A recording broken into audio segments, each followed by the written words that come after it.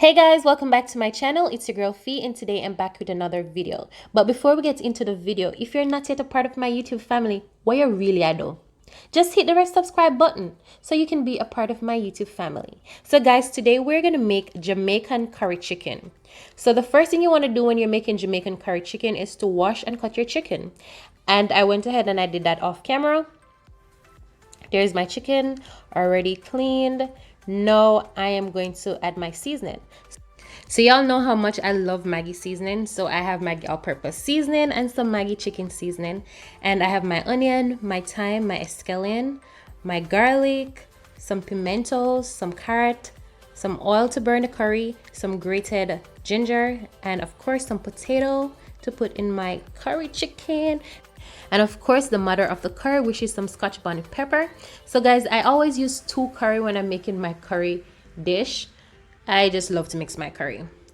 I used Better Pack, which is Jamaican favorite, but my favorite is Easy Spice. I love Easy Spice curry. It tastes so good. So I'm going to add my seasoning. Y'all know we don't measure. So I'm using 1 tablespoon of the Maggie all-purpose seasoning and also 1 tablespoon of the chicken seasoning. If you don't have the Maggie seasoning, you can use whatever chicken seasoning you like. I normally don't use salt in my pot when I'm using the Maggie seasoning because the Maggie seasoning have everything in it. So, you know, just to be on the safer side, you want to make sure you taste your food before you add any salt to it. So you want to wait until the chicken is already cooked or something so you can before you add the salt to it.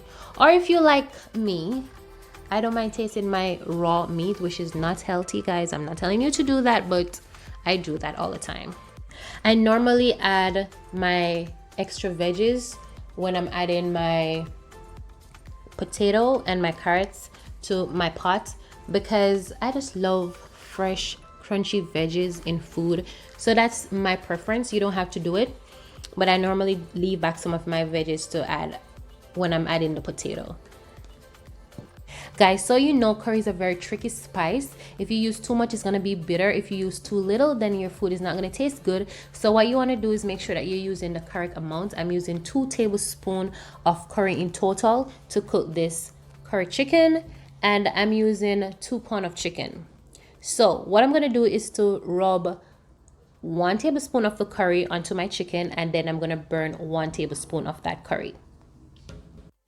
So you just want to mix in all your seasoning into your chicken. Normally some people use a spoon, but to me the spoon don't evenly distribute all the seasoning to your chicken. So I normally just go in with my hands, but if you're scared to get the curry stain your hands, what you can do is just wear a glove. But what me and my family normally do, we put our hand in a plastic bag if we don't want to get them stained, and just massage your curry into your chicken. Easy 1, 2, 3.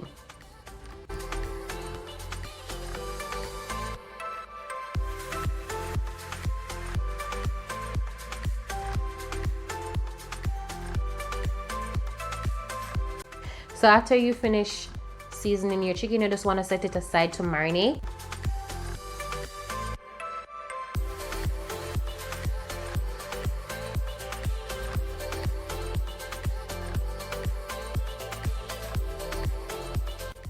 Okay, so you can make curry without having a Dutch pot.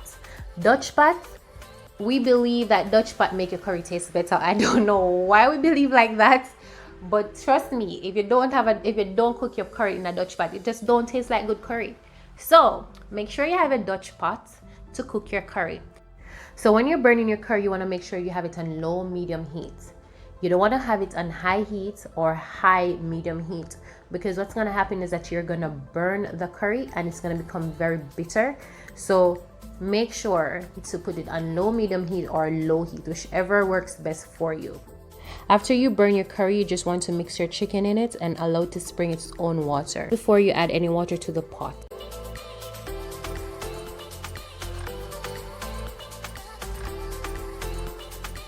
By now you should know, if you follow me, that I don't waste anything in my kitchen. So I always go back in with the same container that I seasoned the chicken in.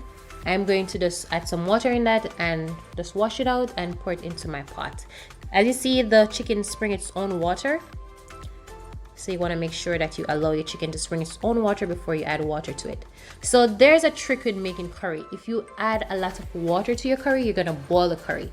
And you don't want to do that. You want to make sure that you stew your curry chicken. You want to stew it, so you just keep adding small amounts of hot water to it. So after you add the water, you just want to close back your lid and just allow your chicken to cook for 15 to 20 minutes.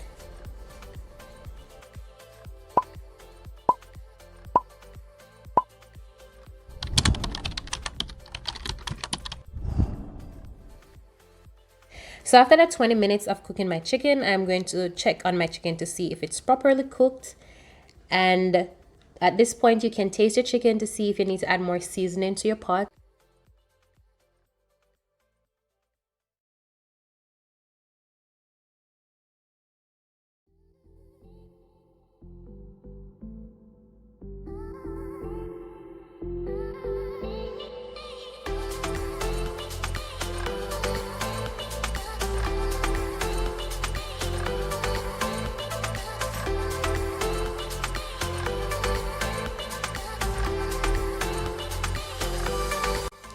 As you can see that my chicken is cooked, so I'm just gonna add some more seasoning to my pot.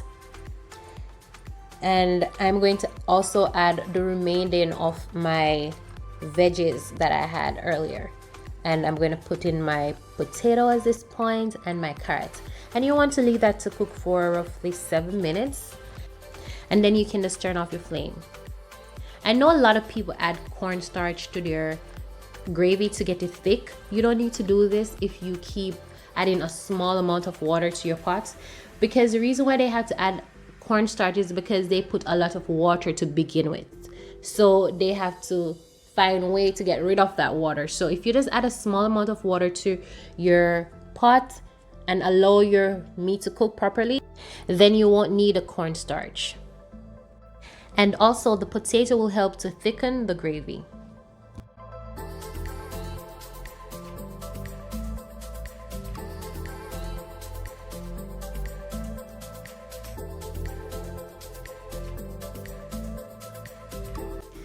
Look how thick my gravy is, and I didn't add any cornstarch to it.